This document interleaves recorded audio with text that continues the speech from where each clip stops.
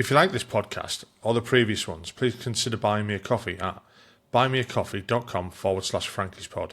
It just goes to help fund the software and the hosting.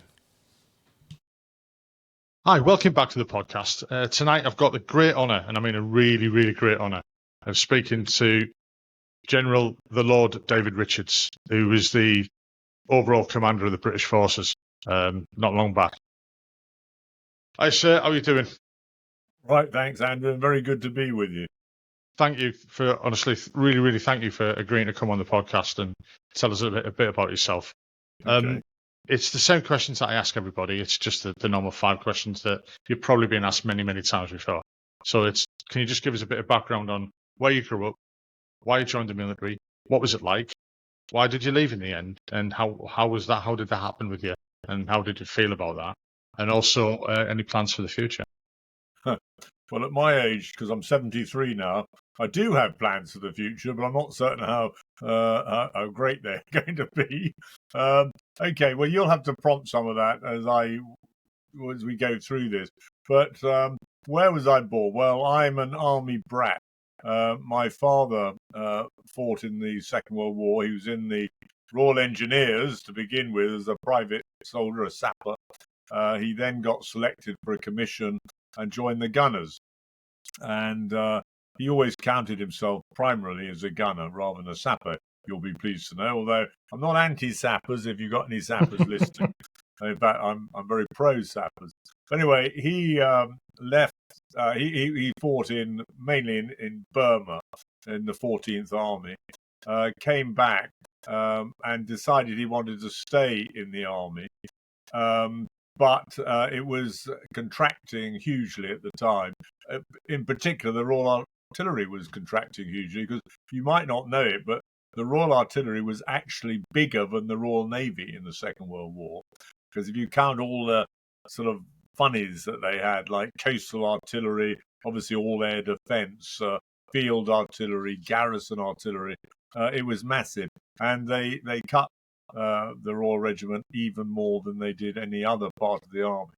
So in about 1949, he was told that if he wanted to stay in the army, he had to join the Royal Army Pay Corps, which I've talked to him, obviously he's dead now, sadly, but I talked to him about it. He had a big sort of question about whether that was really the same, but he loved the army, and he thought that was better than going out of the army.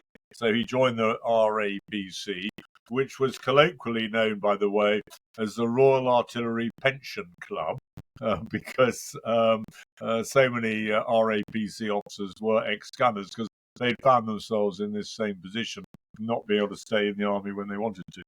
Anyway, fast forward to 1952. My father was based in Egypt, in the Canal Zone, and along comes David Richards on the 4th of March 1952. I've got pictures of me sort of looking at the canal, the Suez Canal, from a pram. I don't think for 1 minute I knew what I was looking at, by the way. But I suppose the reason I'm mentioning it is from the very day I was born, I was in a military and army environment. Now, obviously, I then went to various schools. My parents had to send me to boarding school because they were moving around in the normal way. I thoroughly enjoyed school. I enjoyed the combined cadet force. And I decided not having anything better to do was partly the reason, rather than some great desire to join the army. But I couldn't think of anything better to do. And so I was still 18 when I went to something called Mons Officer Cadet School, which is no longer exists. But if you were only joining the army for a short period, let's say 3 to 5 years, you got a short service commission going via Mons Officer Cadet School rather than Sandhurst. Anyway, I actually, in the process, got, much to my surprise, by the way, because I'm not academic at all, I got a place at University College Cardiff to read international relations and politics things. And so the army gave me a peculiar commission. It was known as a gap year commission, and I was on the very first one. So I did 9 months before I went to university with 29 Commando Regiment. First of all in Plymouth when I did the Commando course, and at Lympstone with the Royal Marines. In those days, you did it with the Royal Marines. And then I finished that on a Friday, got my Green Beret. I was just 19 by then, by about a month. And I found myself on the Monday on a plane, a VC-10, to Singapore to join my first battery, which was 7 Sphinx Commando Light Battery Royal Artillery. And I did a short sort of jungle warfare course, and I just loved it from the moment I arrived. Got to know the soldiers very well. I was quite badly behaved. I can't, given this might go to anywhere, I can't tell you everything I got up to, but I was quite a naughty boy, and the soldiers, my troop in particular, did not cease trying to educate me, shall we say, in the ways of females and drinking too much. So it was quite a transition from school only a few months before. So that's how I joined the army. 29 Commando Regiment was my first regiment. I was very proud to be a commando. I went off to university and came back in 1974. I had to go back this time to Sandhurst for a bit more sort of officer education and training, just as well. I needed it. I then went on the Royal Artillery Young Officers course at Larkhill, and then I found myself back in Singapore with first the Blazers, the light battery Royal Artillery, and they really were this time the last battery to be in Singapore, a British battery to be in Singapore, part of 28 Commonwealth Brigade, and that was in 1975. I then came back, went back to 29 Regiment, did a tour in Northern Ireland, my first in Flack Street Mill in Belfast, that some of your people watching will probably remember. It was pretty rough. And then did Arctic warfare with 7 Battery again, based up in our Arbroath in Scotland, and thoroughly enjoyed that. Funny enough, good soldiers are good in the Arctic, like they're good in the jungle. It's sort of neutral, really, and most people rose to the challenge, as tough and demanding as it was on occasions, and that was great. I loved that too. So that's 1978. I find myself back in Plymouth as a very acting I was a acting battery commander, still a captain, and I wanted, fun enough, to go to the King's Troop because I used to ride horses in my youth. But they said, you're not going to the King's Troop, you're going. And given that a lot of your viewers will be from 3rd RHA, you're going to C Battery Royal Horse Artillery, which by this stage was a swing-fire anti-tank battery within 2nd Armoured Division in Germany. Remembering that we had 3 divisions actually based in Germany, one stage 4, and they were each something like we had 8 armoured brigades. Today we haven't got any, but I could come back to that if you want.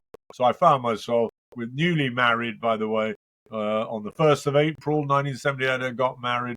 Reason, I thought, well, April Fool's Day, I won't forget it. Well, I have repeatedly, but she's forgiven me many, many times.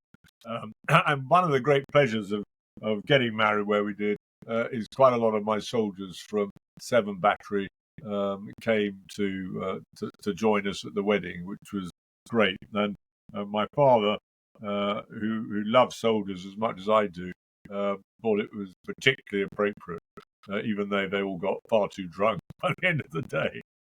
Anyway, so I think if that gets me up to 1978 and my arrival in 3rd RHA, is that enough to answer question 1? Yeah, I think that's enough there, boss.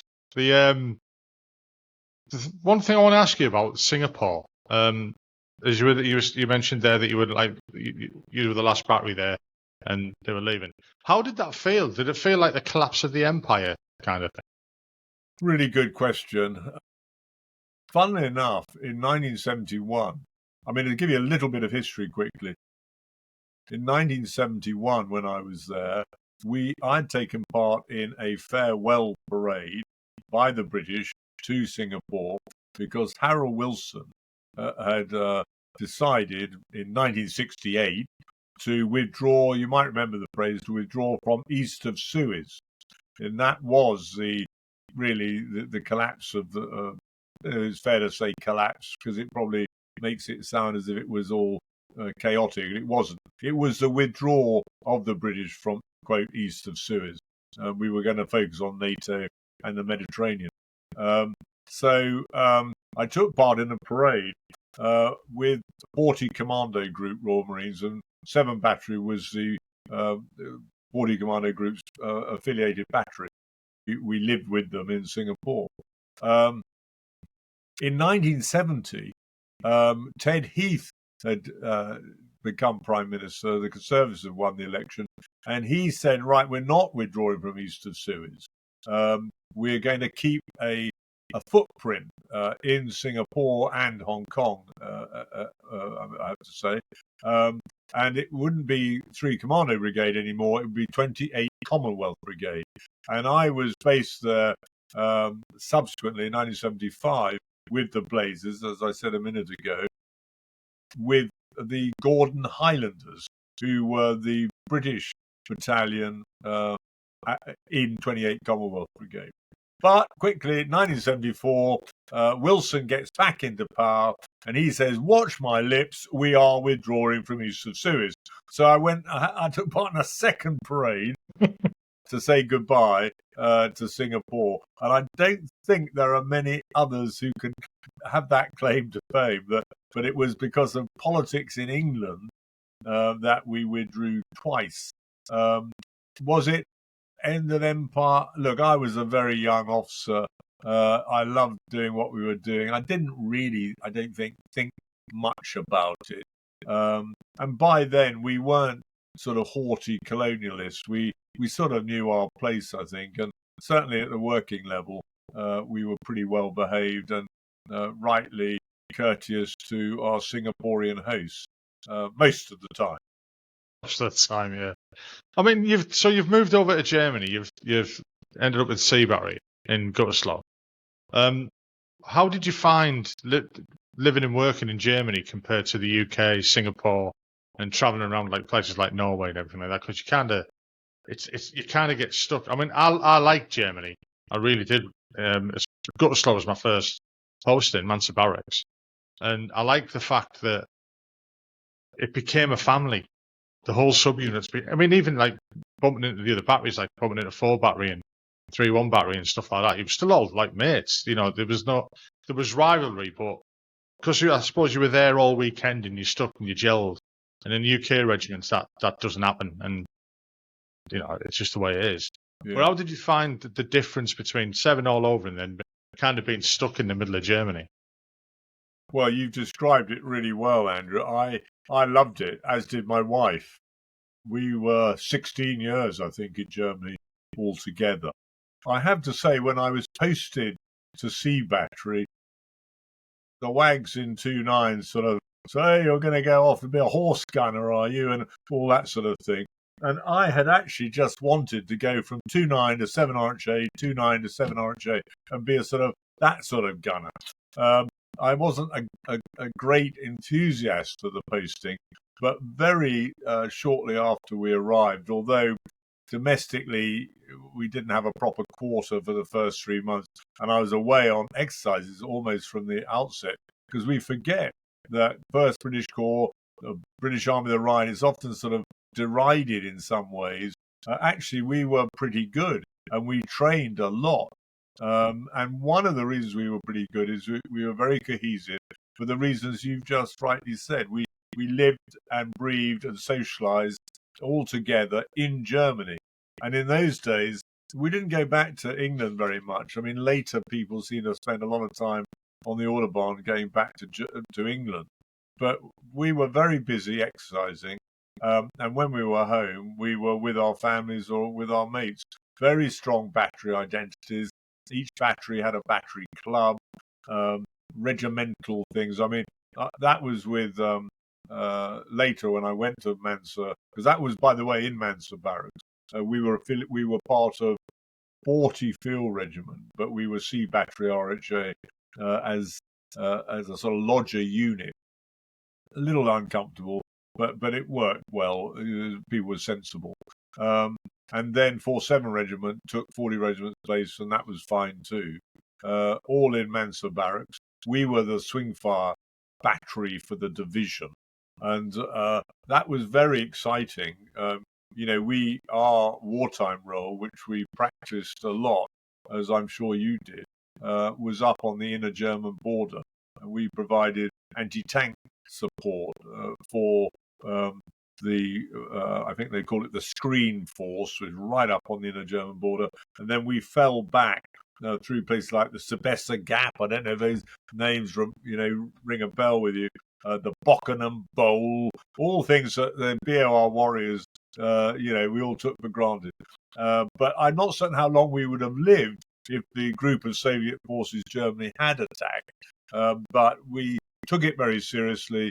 And I think, contrary to some people's views, that actually the 1st British Corps was very professional. Now, the higher level tactics might have been a bit arid. I didn't really know much about that. But at the low tactical level where we were operating like you would have been, we were pretty good and well trained. We could get out of barracks into our initial areas within 2 hours, do you remember? On those active edge exercises. Yeah, and then we were in our GDP positions within 24 hours. In our case, we had to be up there very quickly. And I think the whole corps was deployed within 48. The army today just couldn't begin to do it. The movement plans, the scale, 55,000 in 1st British Corps actually living in Germany. Well, that's nearly bigger than the whole army today, and certainly in terms of combat power it is, let alone all the reservists and the other people that came over from England as soon as possible. So it's a long answer to your question. I thought it was a great place to work and to live, and we took our operational role seriously. I enjoyed Gütersloh. We had a lot of sport. I played rugby and hockey for the battery. And I learned to sail properly up at Kiel, and most winters we found ourselves in the Bavarian Alps for quite a period. So what wasn't there like about it, really? Yeah, true. I mean, when I was reading your book, I got to the bit of when you were talking about that and some of the names you were coming out with. And I was just like, I know him. I know that name. I know that name. It was. I really enjoyed it. It kind of made me have more of an affinity with the book, if you know what I mean. Yeah. I mean, you mentioned we're both 3 battery veterans, so yeah. I mean, you mentioned my 1st BC was Major Nigel Cook. Yeah. And my brother-in-law. Yes, as I found out when I was reading the book. Yeah. I must admit, in my 27 years in the army, he's one of the nicest guys I've ever met. And he had time for everybody. He's a lovely chap. Yeah. They had a hell of a time with their children and things, but I don't see enough of him now, but we are very close friends. He was the Royal Artillery rugby team scrum half, and I was the hooker, and we played 2 or 3 seasons together before I was posted to Germany, actually. So it was a real pleasure to hand over 3 battery, which you won't be surprised me to say, is I thought 3 battery were a bloody good battery. Very well trained by their battery commander, but some great guys who rose to the challenge at every rank, actually. And I loved it because initially, and I risk of sounding slightly sort of bullshitty, but I thought I was going to go to an RHA battery. I'd been told I was going to go to an RHA battery, and I'd been persuaded that's where I should go. So I was a little disappointed when I went to 3 battery, but I can tell you within a week, I knew how I'd struck gold and what a great battery it was. And not a great well, it is old, but it didn't have a great history and all that other stuff. But we had some great soldiers, the BSM Wright, who you wouldn't have known, I don't think. He'd gone by then. but he was great and wonderful spirit. So I think it was a really good posting for me because I've been 2-9, slightly sort of not a leap, you know what I mean, RHA, and then I went to 3 field battery Royal Artillery, and I thought, ooh, and it was great. And the soldiers looked after me and my wife wonderfully. So it was a really great posting. I mean, moving on from there, if I can just go back a second, there's something you mentioned about BOR. It wasn't until I recently listened to something about we defeated the Russians without raising a finger, basically, just by basically being better than them and having better kit. We outpriced them. Do you think that's a fair assessment? Well, I'm one that says that because I'm pretty disillusioned about the sort of wars since about 2001. I mean, we seem to have some tactical victories. We haven't won a war, if you like. Now, the Chinese soldier philosopher Sun Tzu, I never quite know how to pronounce it, but I spelt Sun Tzu, TSU, the Tzu.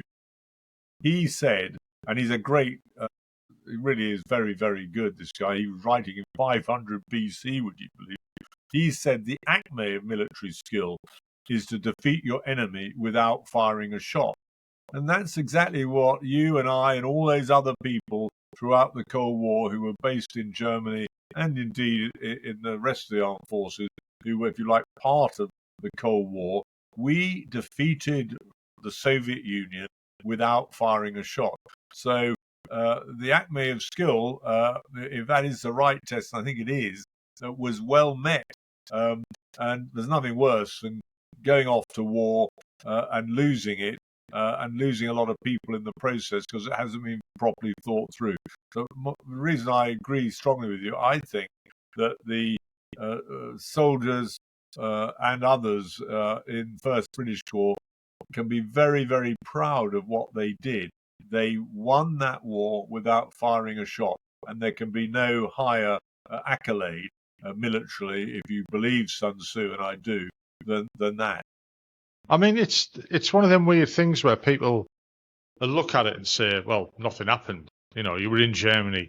Most of the time you were just in pubs and playing sport or out on exercise. But there was a credible threat, and we all knew it, even though we didn't like to admit it, but there was a definite threat. You'd see Socksmiths driving around. Not that I ever seen one. There was a threat.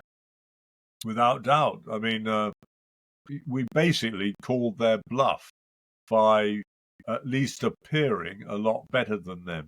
I mean, I know that, as you will know, there were holes in it, but I mean, why? And you can put this in the context of Ukraine and how we're handling that, about which I'm quite critical, by the way. But why would the Soviet Union, Russia, but the Soviet Union, strictly speaking, why would they risk attacking Western Europe across the inner German border? They would be embroiled in a war with the most powerful group of nations on earth, particularly because America was part of it. Nuclear weapons and the nuclear deterrent were plausibly part of their calculation. And so I think while they might well have thought of doing that shortly after the Second World War and during low points between then and 1989, when it all finished, I think they were never really going to take the risk of doing so. But it was a jigsaw of deterrence.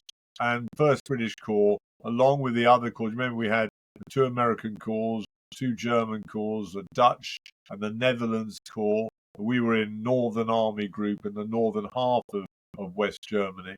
I mean, we looked pretty formidable through Russian eyes. Of course, they looked pretty formidable through our eyes. But the fact is, on balance, we won.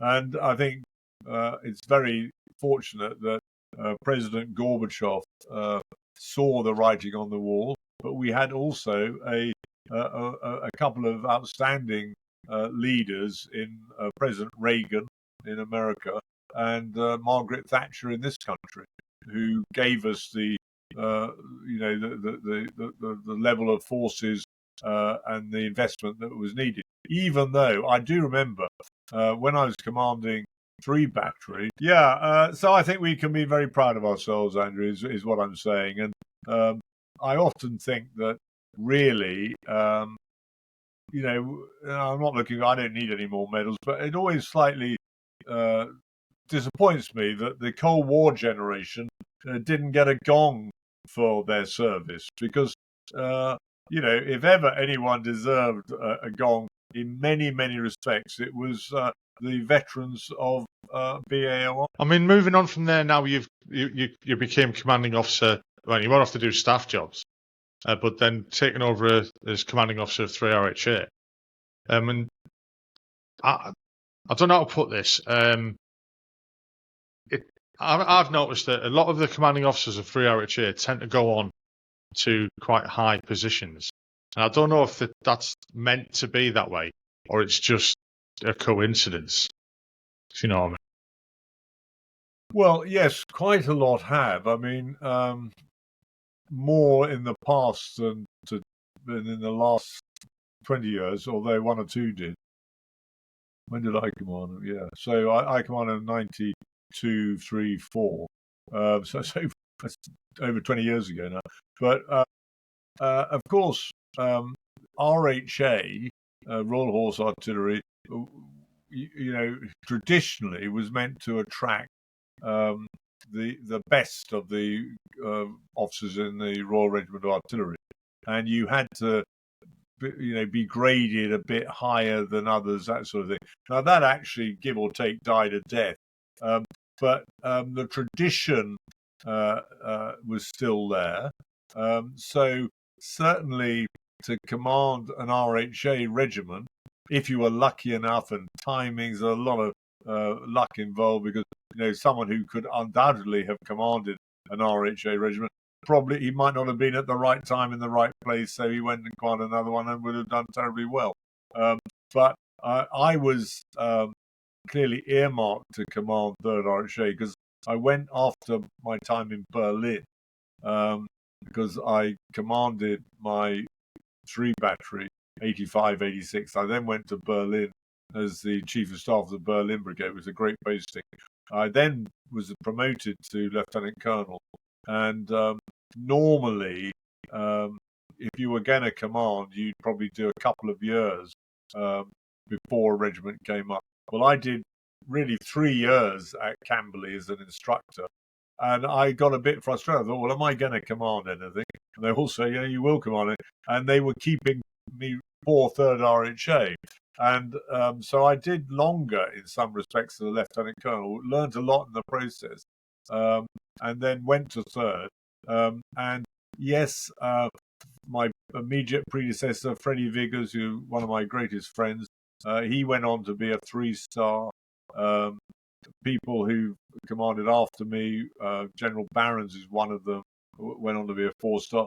But they have not everyone has, and rightly so. I mean, there's a lot of luck, and you need to spread the talent, I say advisedly, around the Royal Regiment as a whole, and lots of other people. Actually, another ex-commanding officer, General Meade, has just become a 3-star general. Yeah. So I'd say we have done better than most, but it's not preordained. There are some who undoubtedly, I think, could have been more senior, who didn't get beyond colonel. There's a lot of luck involved. You only need one bloke in your reporting chain who doesn't like you for some reason, and that can be the end of you. So I never luckily had one of those people just as well. I mean, the other thing that surprised me about you was Rudolf Hess. I didn't know nothing about that until I read it, and I was just like, what? Wow. I mean, what was that like at Spandau? Well, yeah, Rudolf. I mean, it was my job as Chief of Staff of the Berlin Brigade, which I didn't know when I turned up, but it came up with the rations, was when Rudolf Hess, who was a long-term prisoner, by then the only prisoner in Spandau prison, came out of the prison, and he only came out when the Russians were on shift, because the Russians took away his television and he didn't like that, so he'd say he's ill.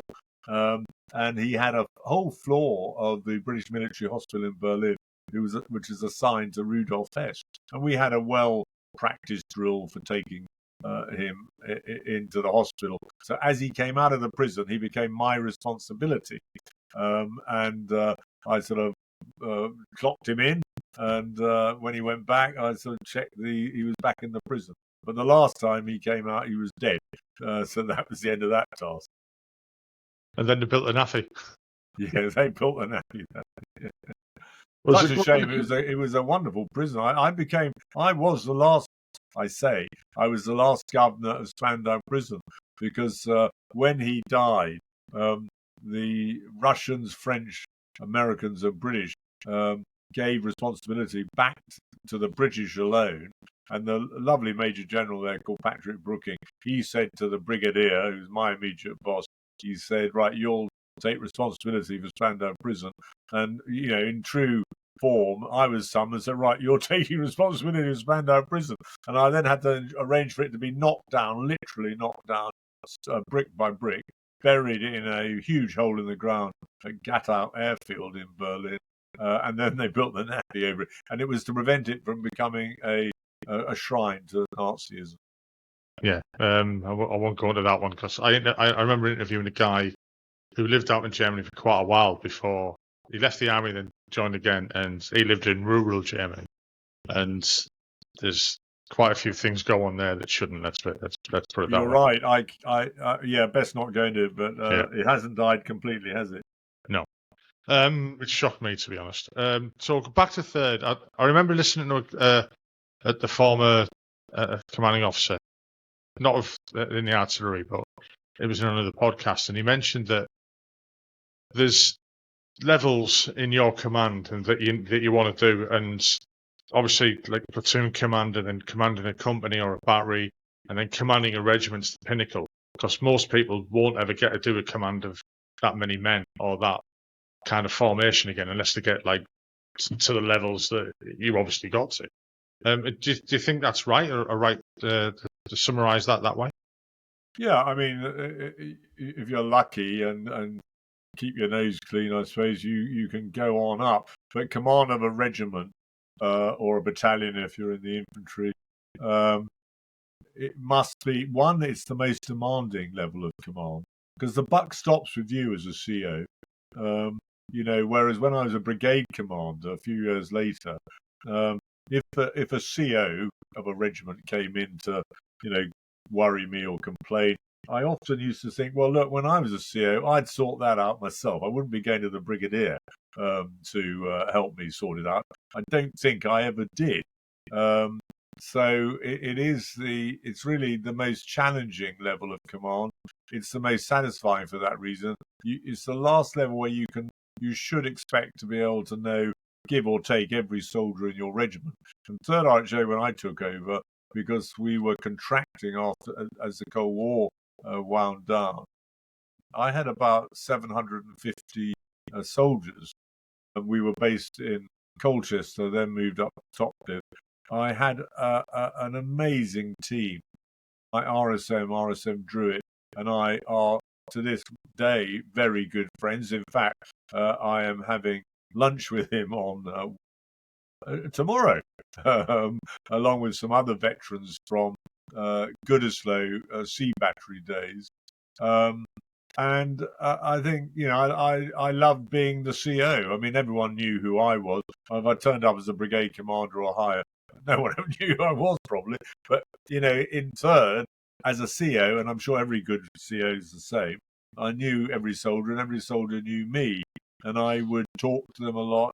I mean, the reason I stayed in the army, really, Andrew, is because I loved the company of soldiers. And every time I thought about packing it in and going off to make oodles of money, which I never would have done. But, I thought, no, actually, this is the life for me.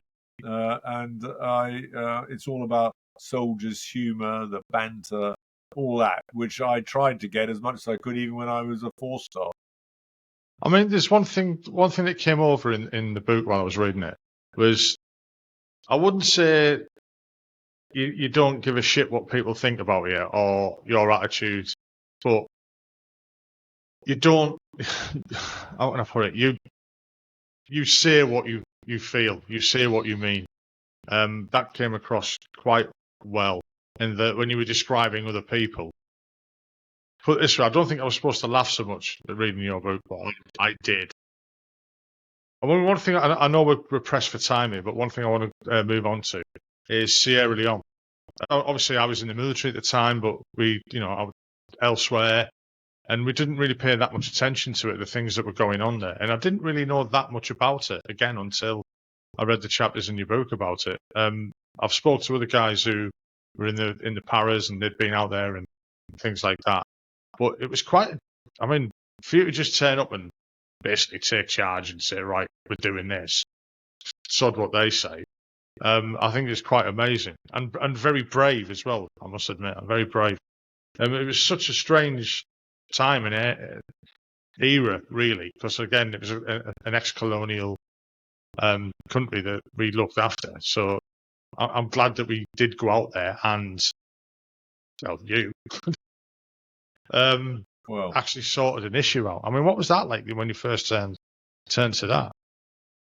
Well, no, thank you. You've been too kind, really. But I mean, I had been out there in 1999 when the RUF, the rebels, who were an awful bunch, mutilated people, chopped arms off, got children to kill their parents, all that sort of stuff.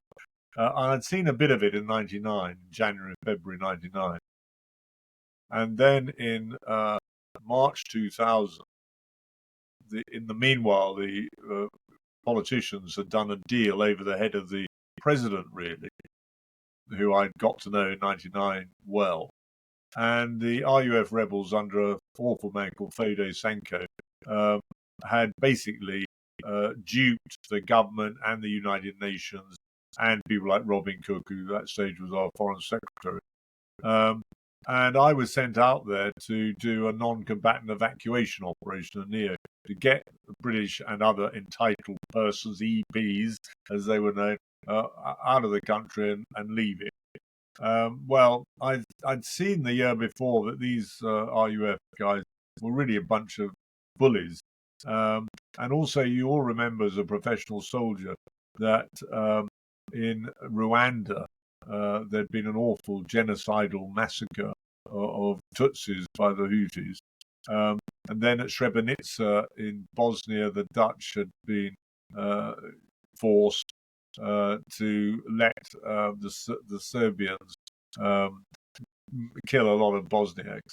And I said to myself, I don't want to be, in that category. If we just leave, there will be a massacre, because the RUF were definitely on the up, and the army had splintered and fallen apart.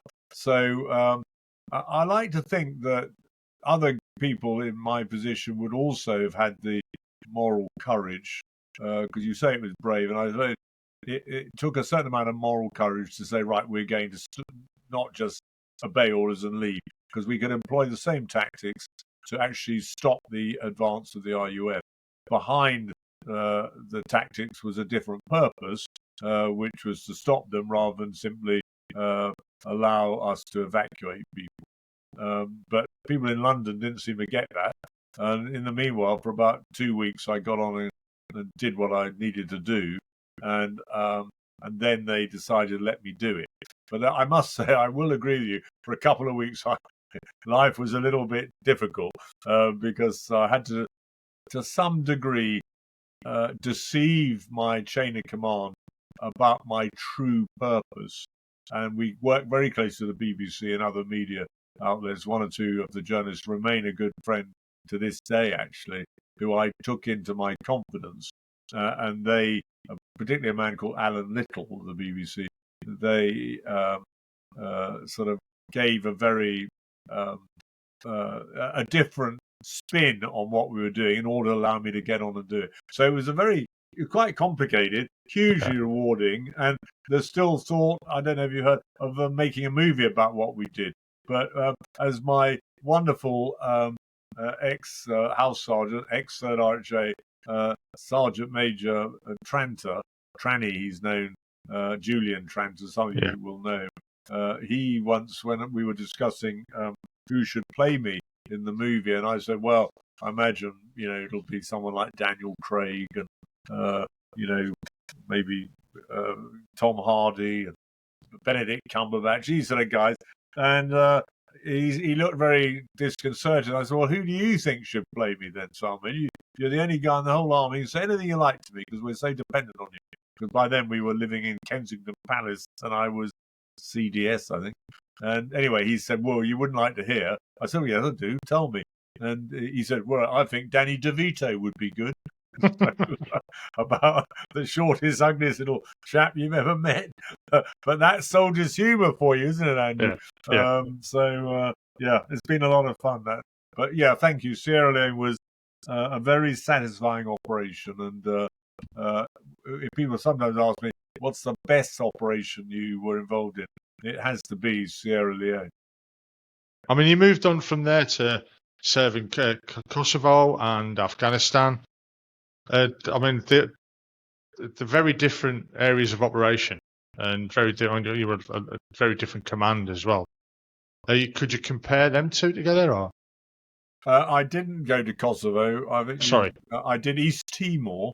My commands in that period were East Timor, the other side of the world, under the Australians, Sierra Leone, and Afghanistan. I commanded NATO forces as we expanded their authority.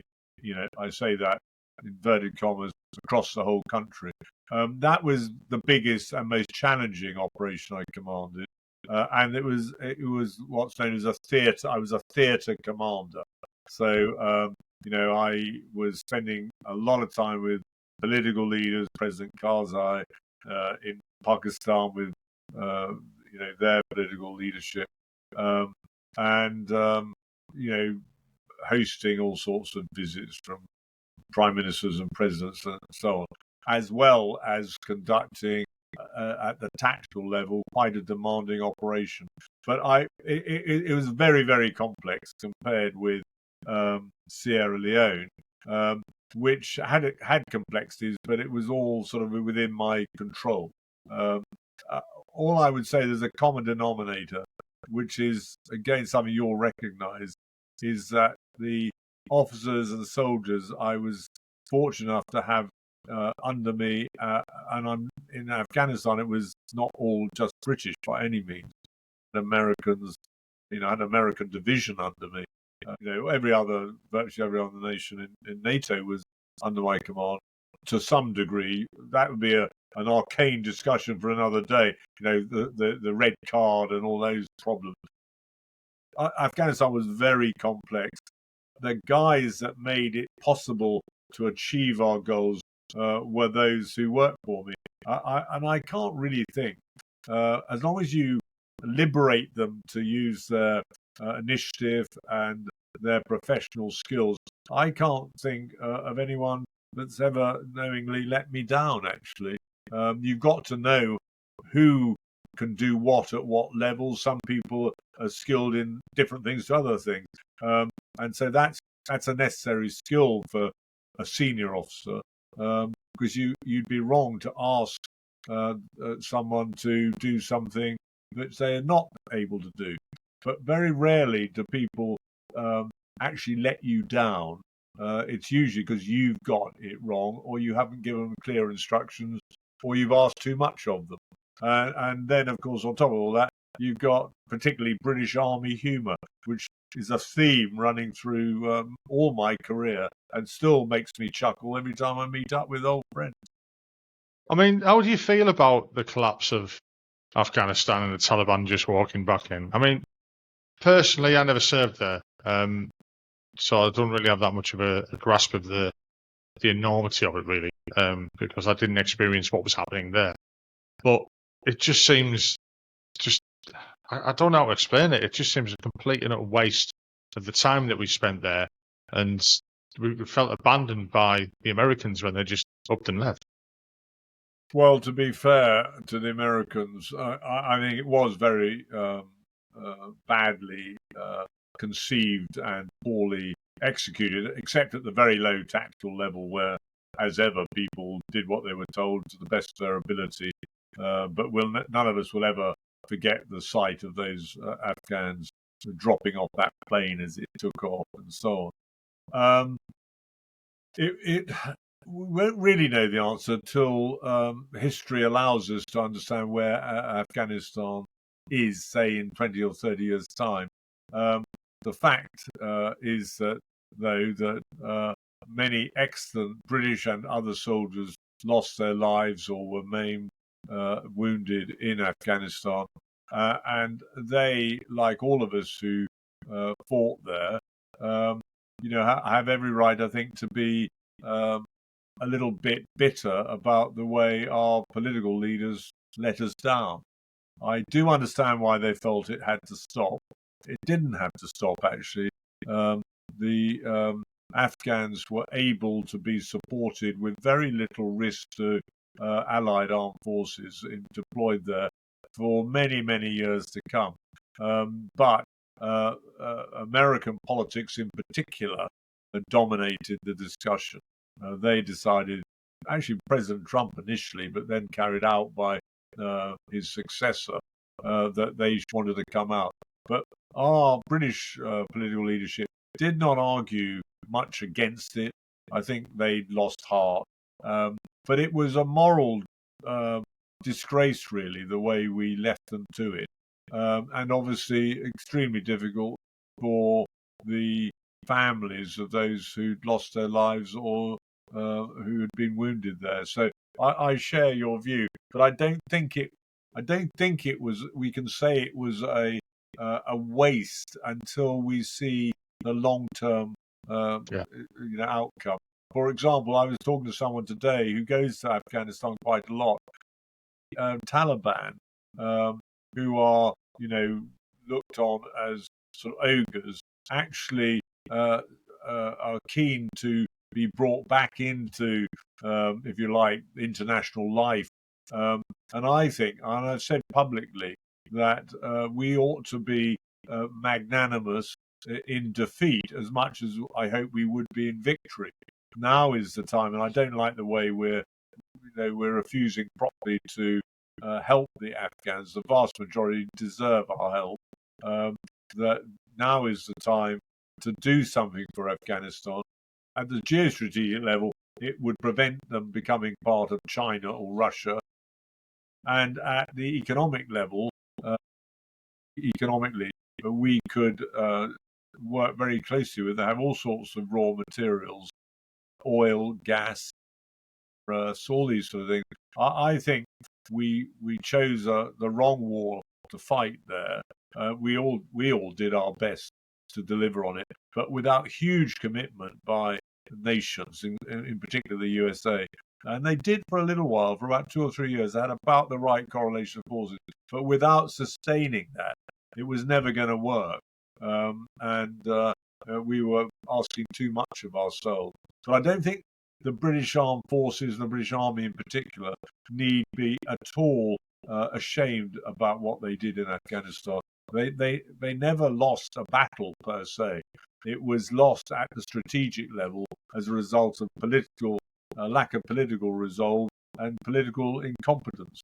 And I see it happening in other parts of the world every day still. Yeah, not too far away. It's a leading question, I suppose, is what do you think of what's happening in Ukraine? Do you think? I mean, in my view, I want to put this: stop it, let them have the Donbass, what they want, to the river, because most of the people who live there want to be Russian. And the only reason I say that is last year I was in a relationship for a while with a lady from Ukraine, and she came from that area, and she told me the exact same thing, that everyone who lives there, well, 99% of them, want to be Russian. They want to be part of the Federation of Russia. So just draw that line down the river, stay there, stop fighting, crack on. That's never going to happen. I don't know. I think a lowly person like me couldn't make that decision, or if it's the right one or not. But it's just a feeling I got from talking to people about it. What do you think of the situation there?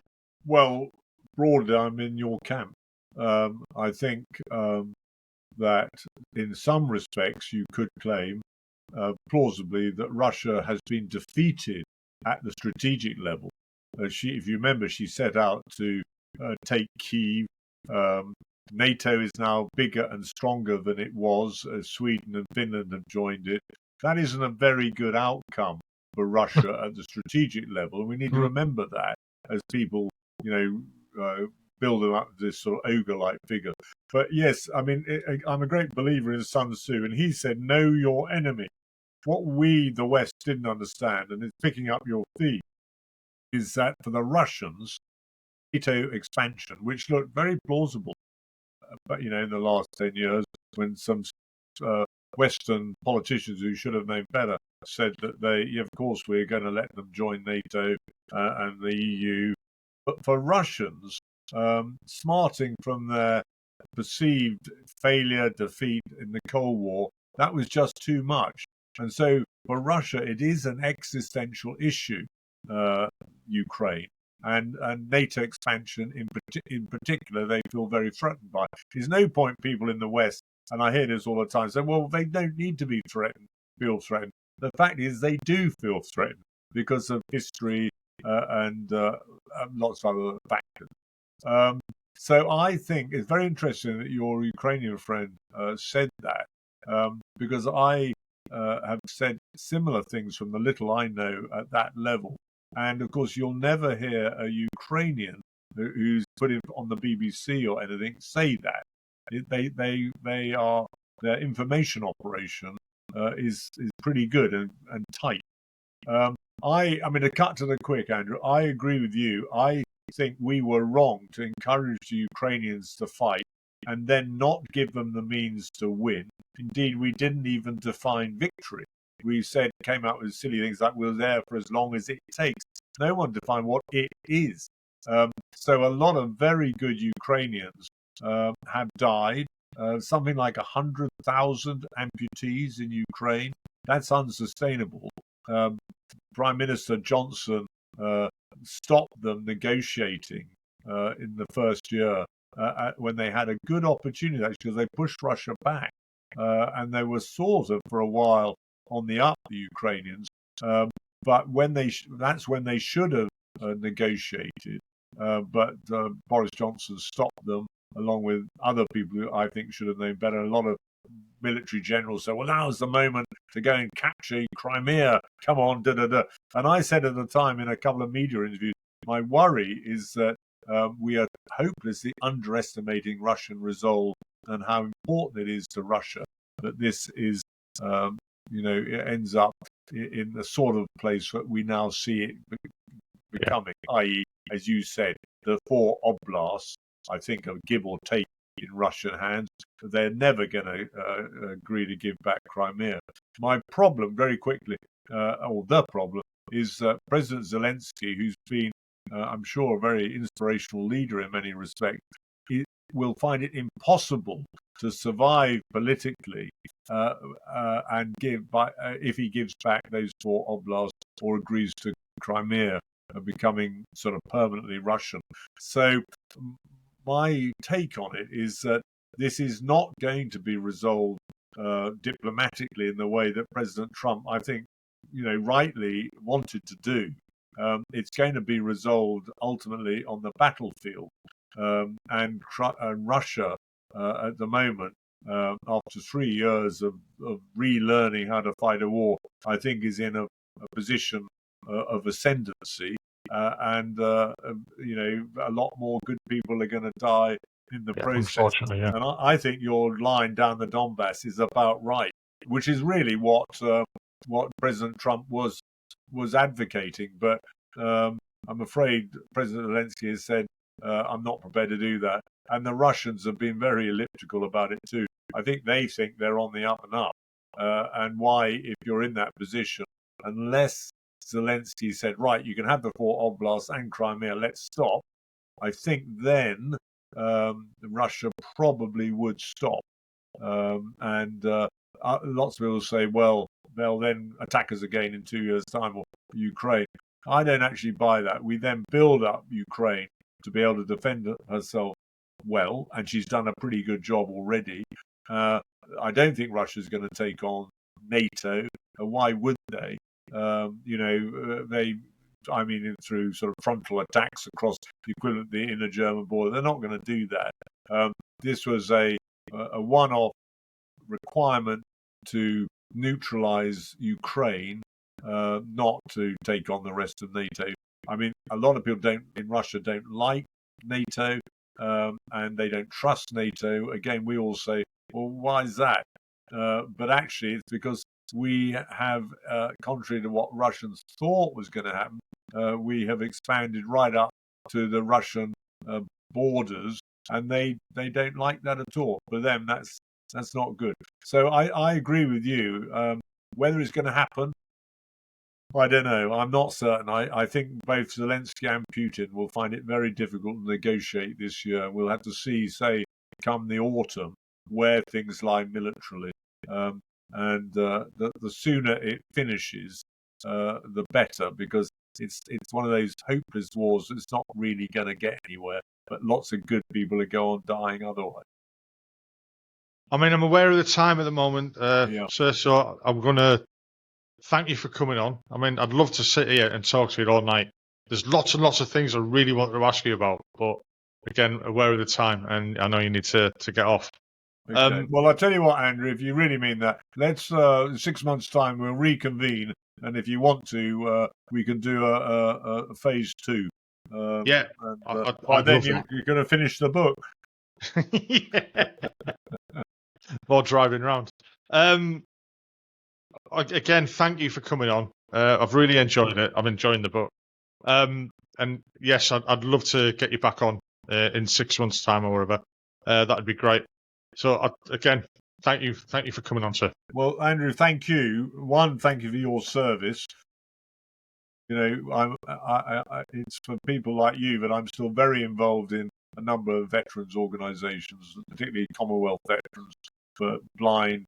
A load of charities, because I know, and I'm not just blowing smoke up the proverbial here, I hope, I know that anything I've managed to do and enjoy doing in the process is because I had outstanding soldiers to work for me and that I count as partners in crime, if you like. So thank you very much for giving me the privilege of talking to you, and look forward to doing it again in a few months' time. All right, thank you. All right, I'll stop the recording now. I hope you enjoyed that podcast. I enjoyed recording it. If you could just hit the like button, and also if you could subscribe and hit the notification bell, that'd be great, because it'll help the channel grow. The more people will see it, the bigger it'll get, and the more guests I can get on, and the more people I can talk to. Well, I hope you enjoyed it, like I said. Look forward to the next one. Hopefully it'll be out next week as normal. Bye-bye now.